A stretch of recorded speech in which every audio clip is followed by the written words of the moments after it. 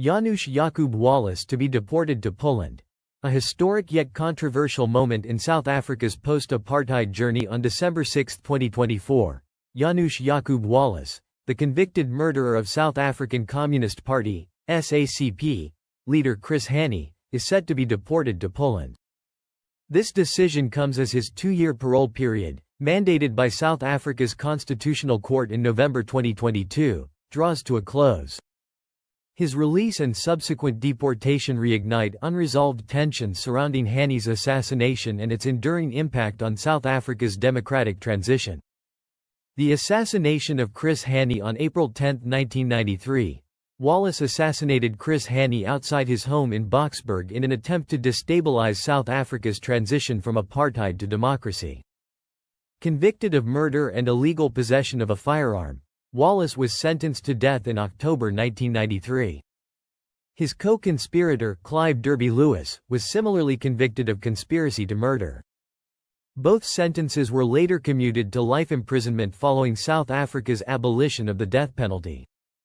Chris Hani, an admired leader of the SACP and African National Congress (ANC), was 51 at the time of his death. He played a pivotal role in the anti-apartheid struggle, making his assassination a watershed moment that underscored the fragility of the nation's transition to freedom. Parole and deportation. For years, Waluś's parole applications were repeatedly denied until the Constitutional Court intervened in 2022. He was granted parole for 2 years, which ends this December. The decision to deport him to Poland was not a political one, but rather a legal mandate upheld by the South African government.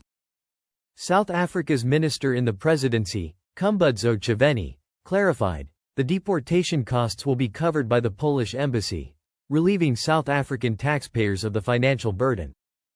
Responses from the SACP and Hani's widow. The SACP and Limfo Hani, Chris Hani's widow, have been vocal in their opposition to Waluś's release.